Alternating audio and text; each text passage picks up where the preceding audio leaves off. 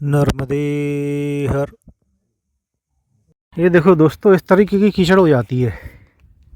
और ये कीचड़ देखने में हो सकता है कम लगे, बट बहुत गहरी होती है। कहीं कहीं हो सकता है घुटने तक ही हो, कहीं कहीं उससे ज़्यादा भी हो। तो इसके लिए कीचड़ से तो आप नहीं निकल सकते, इसके लिए घूम के जाना पड़ रहा है। तो घूम के मैं किसी गांव में पहुंचूंगा, फिर वहां से आगे रोड कनेक्ट होगा। रोड माने इस कच्चा रोड होगा, जैसे ये रोड ही है एक तरीके से। तो गूगल मैप पे देखोगे आप तो इसे वो रोड दिखाएगा। अभी तक जो मैं आया हूँ वहाँ पे वो कुछ दिखाई नहीं रहा था, क्योंकि उसे नहीं पता था कि है। वो कैसे चेक करता है पता नहीं, लोगों की कनेक्टिविटी से करता है, निकलते हैं कि है पगडंडी, या उसे दिखता है गूगल अर्थ पे चेक करता है रास्ता जैसा उससे करता है, आई डोंट नो। या कोई मार्क करता है तब होता है, जो भी हो। तो वहाँ पर नहीं था, बट यहाँ पर दिखा रहा है कि आगे जाएगा और गांव से जो है फिर दाहिने साइड है, तो वहाँ पे चले जाना है। तो गांव में तो हो सकता है रोड भी बनाओ वहाँ से आगे से, क्योंकि ये आजकल अधिकतर गाँवों को कनेक्ट करने के लिए रोड बन गए हैं प्रधानमंत्री ग्राम सड़क योजना के अंतर्गत। और गुजरात में मैंने एक और चीज़ भी देखी है, कई रोड के उधर लिखा था मुख्यमंत्री ग्राम सड़क योजना। तो हो सकता है ऐसी कोई योजना गुजरात में स्टेट लेवल पे भी चलती हो। तो जो भी है, ये देखिए ये भी वही पानी है, बट यहाँ पे ये पाइप रख दी है, पाइप के ऊपर मिट्टी डाल दी है जिससे कि ये पानी आगे चला जाए। नहीं तो यहाँ से भी निकलना मुश्किल हो जाता। और देख के तो लग रहा है कि यहाँ पे भी कीचड़ रही होगी एक आध दिन पहले शायद, तो कीचड़ में से ही निकलना पड़ता होगा। ये देखिए भेड़ चाल, इनके बहुत फेमस है कि एक चलेगी तो पीछे पीछे सारी जाती हैं, लाइन बना के चलती हैं। भेड़ चाल। तो ये भाई साहब मिले हमें और इन्होंने बोला कि इधर से भैंसली जाएगा ये रास्ता, भैंसली से कैसरौल जाएगा, आगे रोड मिल जाएगा। कला था है वो दाईं तरफ था, तो मैं तो उधर जाने वाला था, लेकिन इन्होंने बोला है तो मैं तो ऐसे एक तरीके से मैया के आदेश समझता हूँ। क्योंकि सही मुड़ने के वक्त पे अगर कोई आपको दूसरा रास्ता दिखा रहा है तो मैं अभी तक तो वही करता आया हूँ कि इसका मतलब मैया ये चाहती है कि मैं उधर जाऊँ, तो फिर मैं उधर जाऊँगा। तो मैं जाऊँगा अब भैंसली, वहाँ पर कुछ नहीं है, और उसके आगे कैसरौल पड़ेगा। और कैसरौल में जो है वो शायद भोजन की व्यवस्था होगी, तो अगर होगी तो फिर भोजन दोपहर का वहीं किया जाएगा और फिर आगे का सोचा जाएगा, देखा जाएगा। चलिए, थोड़ा सा रास्ता है वो लंबा हो गया है, चलते हैं। नर्मदे हर।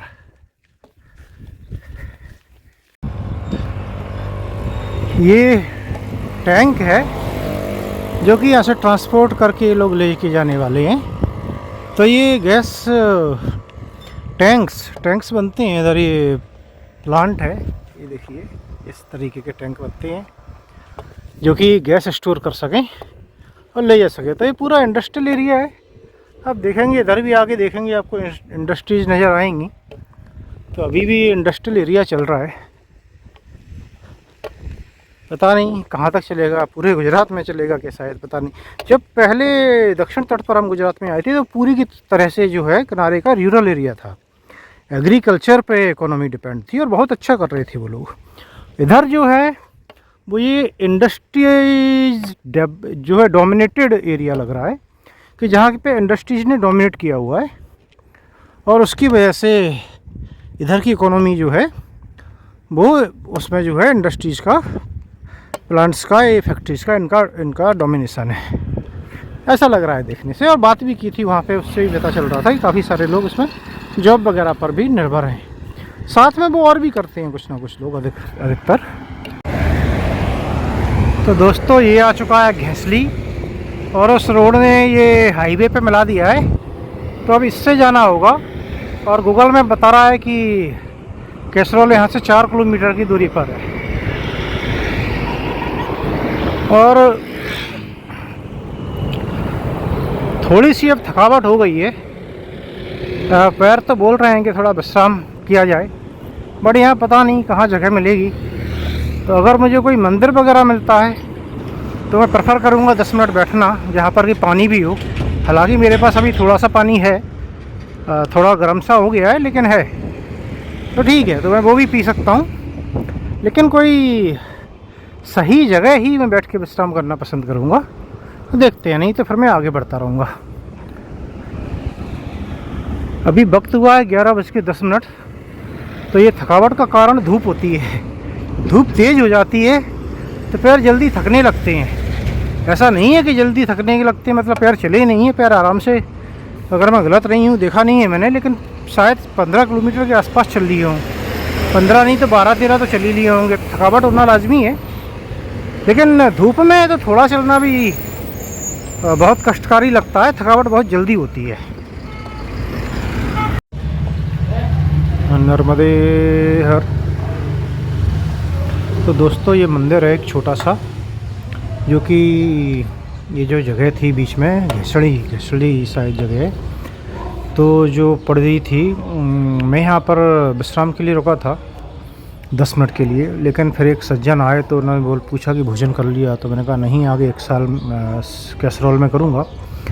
तो बोले कि नहीं यहीं कर लीजिए, मैं घर पे बोल देता हूँ। तो मैंने सोचा ठीक है, मैया की यही इच्छा होगी। तो फिर वो सज्जन ने घर पे बोल दिया। फिर थोड़ा सा भोजन में विलम्ब हो गया, बोल लाए, तो फिर वो भोजन लाए, फिर मैंने भोजन किया। अभी तो मैं इस तरह से थोड़ी सी देर हो गई और 1:30 बज गया है अभी। तो अब मैं यहाँ से आगे निकलूँगा। तो कैसरोल में अब मुझे ज़्यादा नहीं रुकना है। बस हुआ क्या है कि कपड़े वपड़े नहीं धुल पाए, यहाँ पर मैं बैठा रहा। तो अभी मैं यहाँ से आगे निकल रहा हूँ। और कैसरोल के मैं वहाँ पे रुकूँगा 10 मिनट के लिए। तो 4 किलोमीटर है, तो अब मैं एक स्टेशन में ही कोशिश करूँगा 1 घंटे के आसपास में पहुँच जाऊँ, और फिर थोड़ा सा रुक के देखूँगा कि आगे कहाँ तक जाया जा सकता है। क्योंकि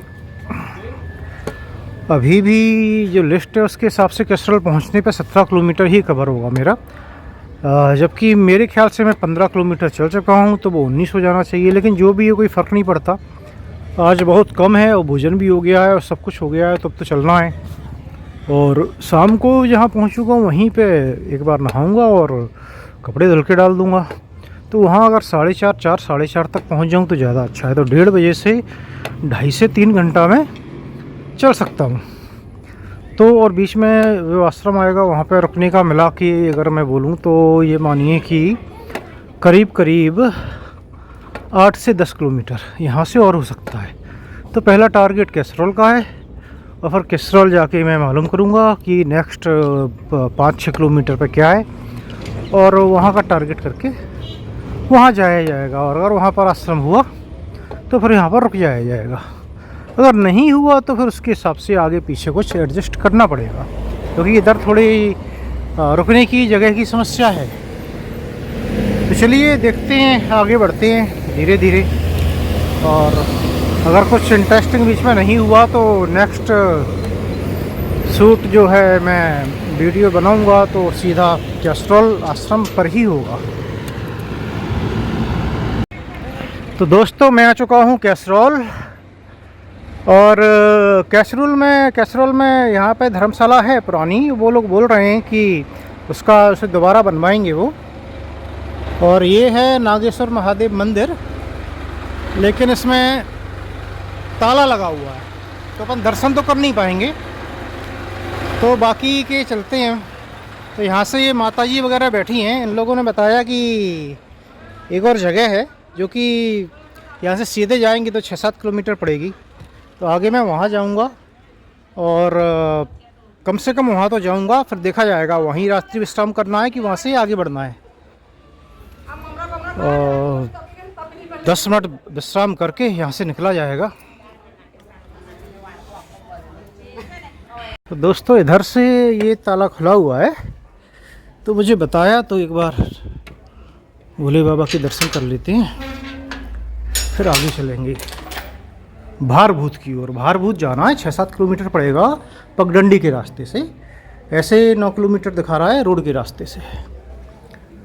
तो ये हैं भोले बाबा, बम बम भोले।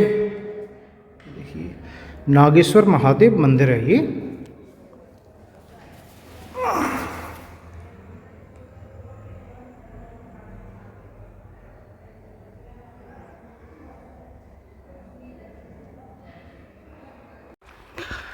तो दोस्तों ये रास्ता मैं निकल पड़ा हूँ भारभूत के लिए, और भारभूत पहुंचकर इस बात की काफ़ी संभावना है कि मैं वहीं रुक जाऊं।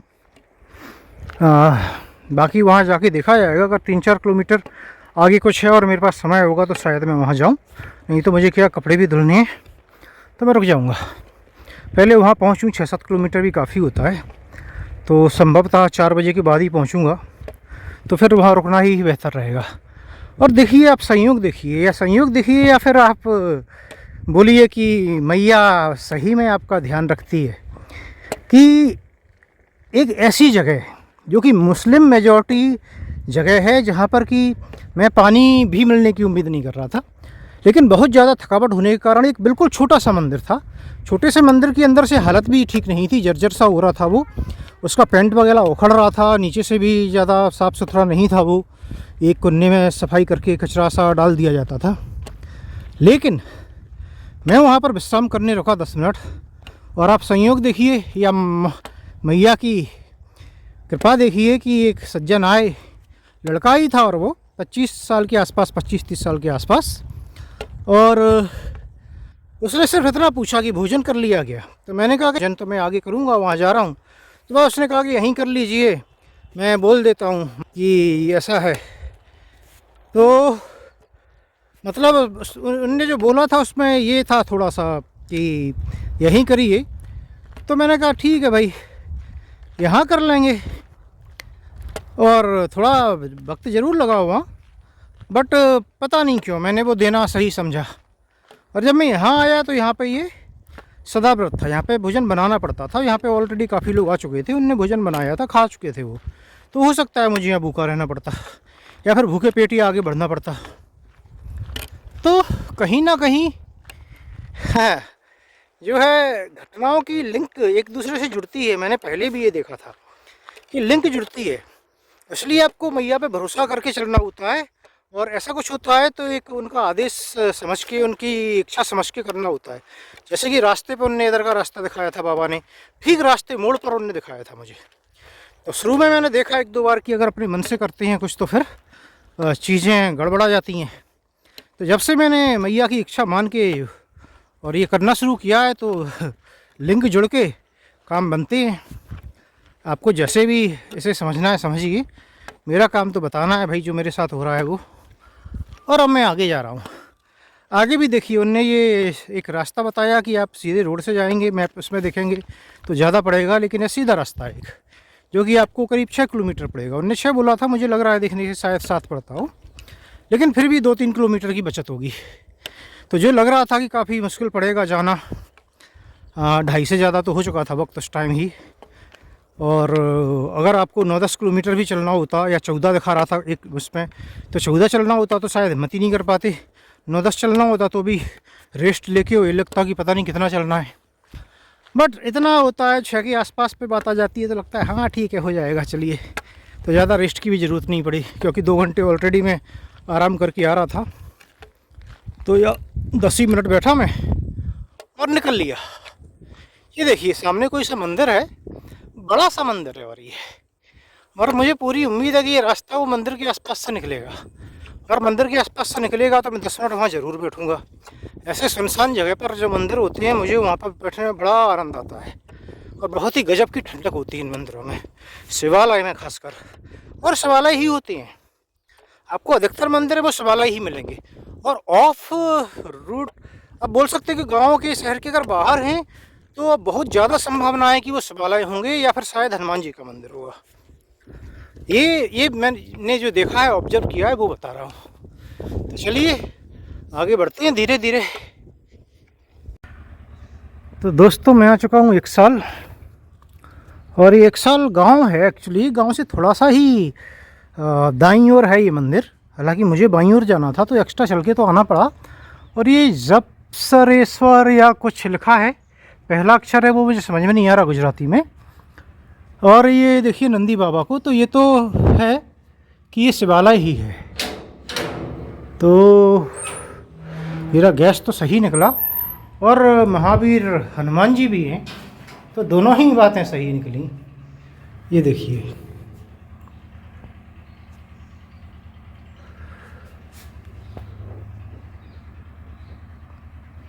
ओम नमः शिवाय, ओम नमः शिवाय, ओम नमः शिवाय।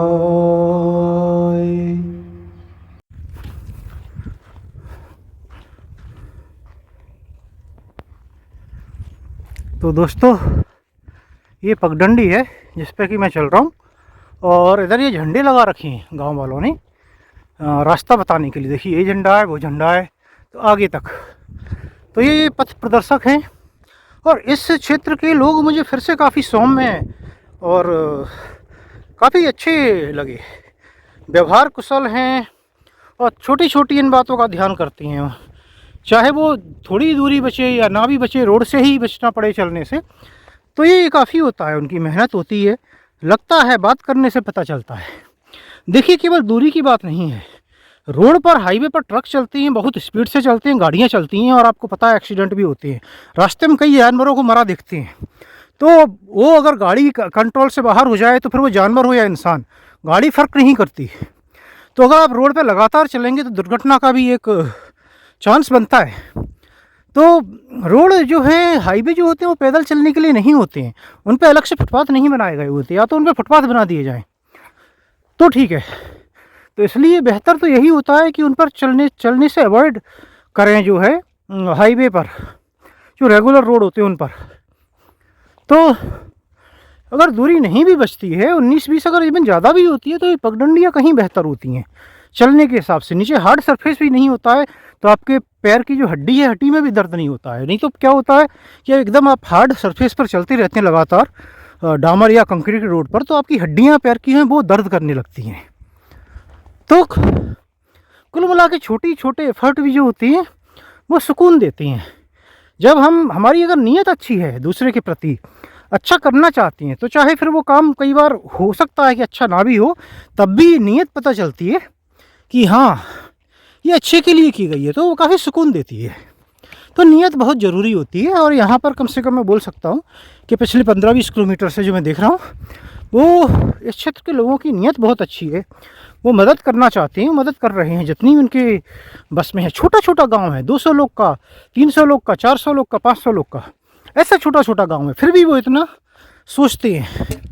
तो ये काबिल तारीफ़ ही है। चलिए आगे बढ़ा जाए।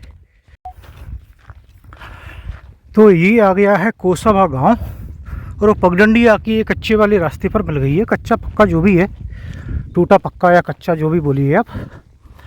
तो कोसाबा गांव भी बाकी गांव की जिस तरह बहुत छोटा ही लग रहा है। यहाँ पे ये गांव हैं जो हमारे रास्ते में मिल रहे हैं, वो 200, 300, 400 इतनी आबादी वाले ही हैं। तो ये भी देखने में छोटा ही गांव लग रहा है। कुछ ही घर हैं, घर अच्छे बने होते हैं, और पानी की टंकी भी है। तो पानी का नल जल योजना जो चल रही है सरकार की, शायद उसका लाभ यहाँ पर मिल रहा है। पहले से है, अभी हुई है, कब हुई है, जो भी है फ़िलहाल मैं यही देख सकता हूँ।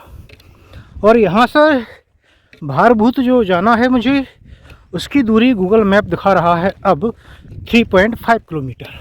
चूँकि ये पगडंडी गूगल मैप पर आ रही है, दिख रही है, तो मैं बोल सकता हूँ कि मुझे 3.5 किलोमीटर और चलना है। तो वो 6 बताया जा रहा था, वहाँ 6 तो नहीं था, ज़्यादा था, लेकिन हैप्पी की जो है, कम से कम मुझे हाईवे पर वाले रोड पर नहीं चलना पड़ा, तो यही काफ़ी है। चलिए आगे चलते हैं। तो दोस्तों, इस रोड पर सीधा सीधा जाना है अब भारभूत के लिए। मैप में भी दिखा रहा है, और जो कि 3 किलोमीटर बचा है। अब पैर बोल रहे हैं कि थोड़ा विश्राम कर लो, और पैर तो बोल रहे हैं, लेकिन कहीं जगह नहीं दिख रही है। पीछे का गांव तो मैंने पीछे छोड़ दिया, क्योंकि गांव के बाहर से निकले तो कोई जगह नहीं दिखी। कहीं कहीं बेंचेस दिख जाती हैं गांव में, कहीं गांव में नहीं दिखती हैं। तो शायद ये बाहर से निकले इसलिए नहीं दिखी होंगी। अब यहाँ छाँव दिख रही है, लेकिन बैठने की कोई जगह नहीं है।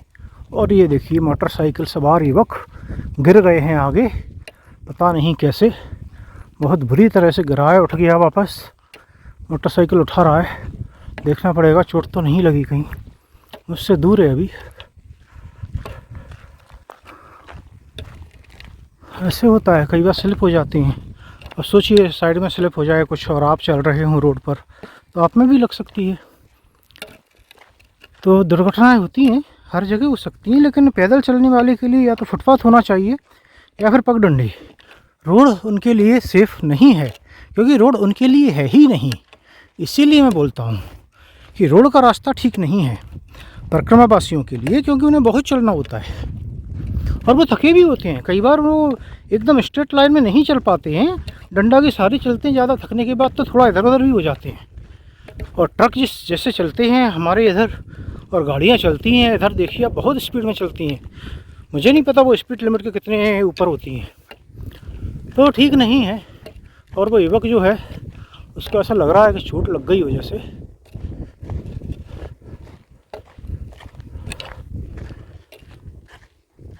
और शायद कोई दूसरा भी साथ में था जो कि डला हुआ है। मैं जल्दी से जाके देखता हूँ। ये देखिए, गुजरात स्टेट पेट्रोनेट लिमिटेड। तो ये रिलायंस, इधर दाईं ओर रिलायंस का एक प्लांट था और सामने एक टपरा था चाय वाला। उन्होंने मुझे रोका, चाय की बोली, तो हालांकि मैंने चाय की तो मना कर दिया, लेकिन पानी पिया क्योंकि मेरा पानी ख़त्म हो चुका है फिर से। तो वहीं पे मैंने पूछा तो उन्होंने बताया कि रिलायंस का गैस से रिलेटेड प्लांट है। उस पर कुछ बाहर लिखा नहीं हुआ था, पहले निकल गया होगा, मैंने ध्यान नहीं दिया। तो बोले जामनगर से रॉ गैस आता है, यहाँ प्रोसेस होके वापस जाता है और पाइप से ही आता है, पाइप से ही जाता है, पाइप लाइन है। तो यहाँ पर रिलायंस का प्लांट है, जब पास में रिलायंस का प्लांट होगा तो जियो का टावर तो होगा ही। तो मैंने just out of curiosity speed check की, तो बढ़िया स्पीड आ रही है। और पास में ही भाड़भूत गांव है, भारभूत नहीं है जो कि मैं पहले बोल रहा था, मेरे पास लिखा हुआ है, ये भाड़भूत है। और जैसा कि नाम से ही लग रहा है कि शिवालय के नाम से संबंधित है, तो यहाँ पर भाड़ेश्वर महादेव का एक मंदिर है जो कि काफ़ी प्राचीन मंदिर है। और यहाँ पर आप इसी बात से अंदाज़ा लगा सकते हैं कि हर 18 साल में एक मेला लगता है। हर 18 साल में एक बार मेला लगता है, मुझे ये बताया गया है। तो सोचिए 18 साल, कुंभ जो होता है वो भी 12 साल बाद आता है, तो 18 साल में तो बहुत कुछ बदल जाता है। तो 2012 में लगा था लास्ट बार, अब बताया गया है कि 2030 में वो मेला फिर से लगेगा। तो हम चलते हैं भाड़भूत और नर्मदे हर माई, हम चलते हैं भाड़भूत। और यहाँ पर केवट आश्रम है, तो वहाँ पर पूछा जाएगा पहुँच के। केवट आश्रम बताया गया है कि मंदिर के सामने ही है। मंदिर जो है वो यहाँ गांव से थोड़ा सा पीछे की साइड कहीं तो है। तो एक बार गांव दिखना शुरू होगा तो मंदिर भी मिल ही जाएगा, तो आश्रम भी मिल ही जाएगा। तो चलिए मालूम किया जाए। अभी तो गांव ही नहीं दिख रहा है, हालांकि मैं करीब ही आ चुका हूँ। आधा किलोमीटर के आसपास ही गांव होना चाहिए मैप के अनुसार। तो गांव कई बार नज़र नहीं आते हैं, लेकिन एकदम से आ जाते हैं, क्योंकि छोटे छोटे गांव होते हैं इधर। अब ये गांव कैसा है पता नहीं, अगर इतना प्राचीन मंदिर है तो हो सकता है।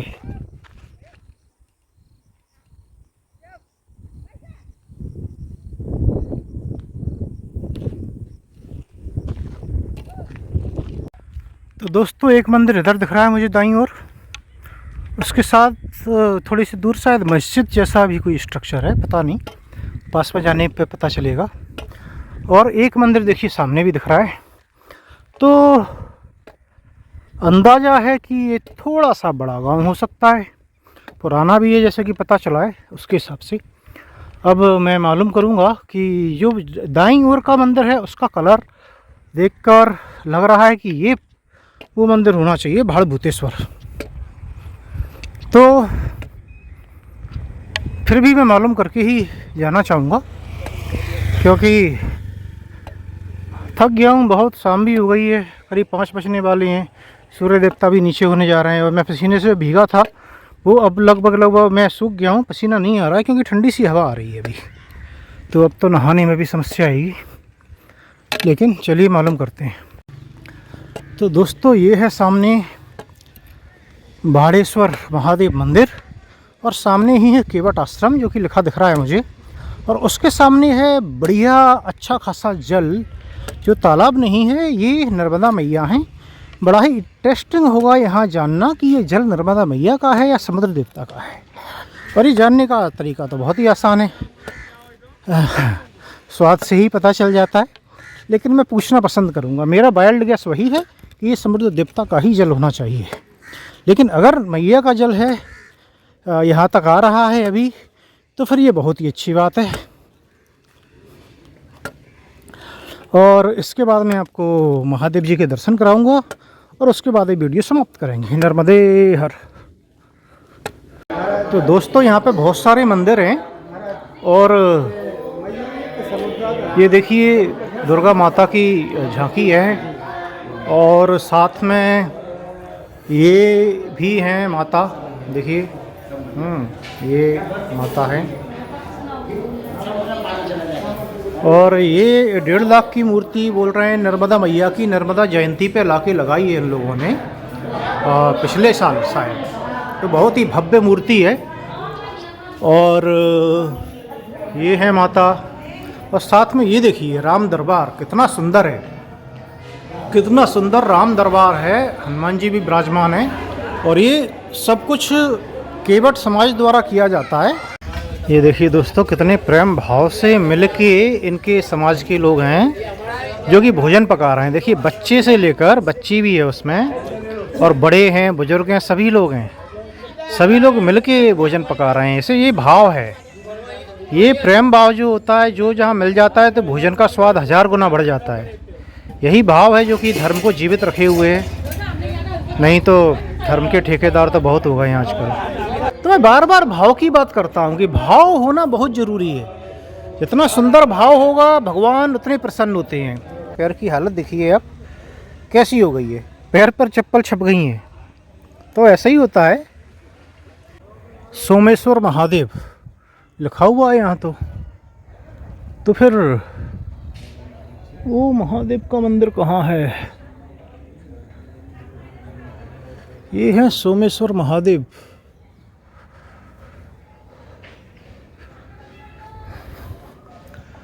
जय भोले बाबा।